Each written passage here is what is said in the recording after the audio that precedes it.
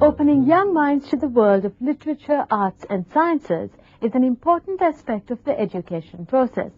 And in Lahore, Pakistan, they're taking it seriously. With the help of the UNDP, the Ali Institute has introduced the teachers of several rural schools to new methods of teaching, which have greatly benefited these children.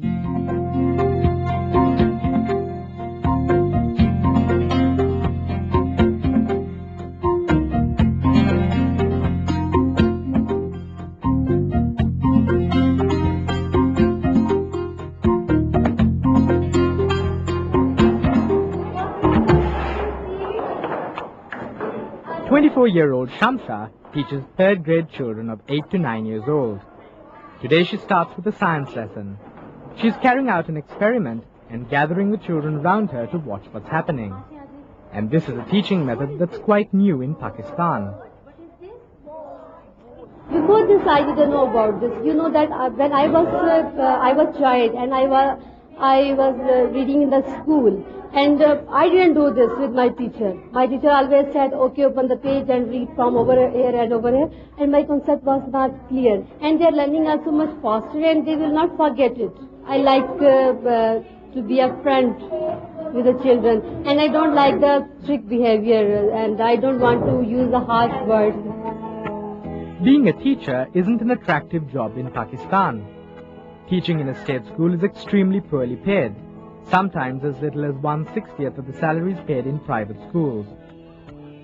It's not surprising that teachers are not very motivated to update teaching methods they had to endure when they were young, methods based on rote learning and fear of punishment.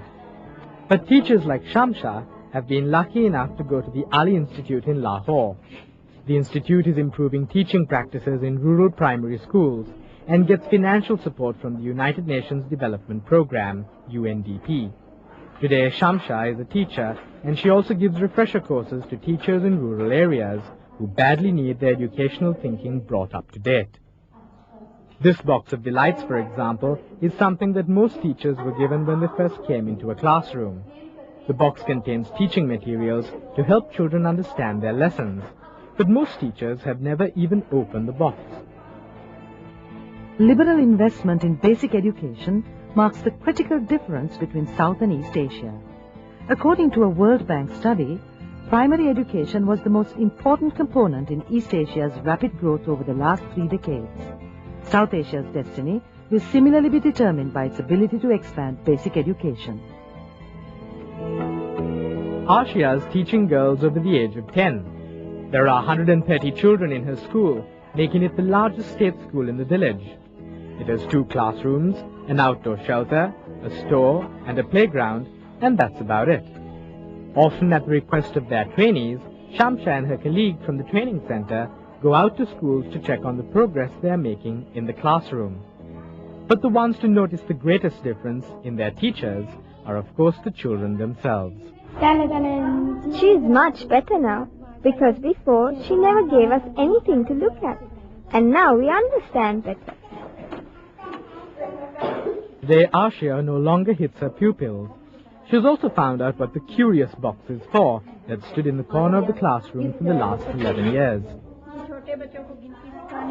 After the lesson, Shamsah and her colleague take on the role of school inspectors, except here they assess and make suggestions in a positive atmosphere of mutual help.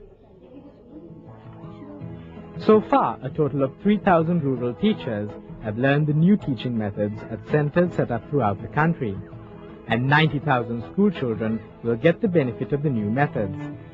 For just a small investment in resources, the children learn faster.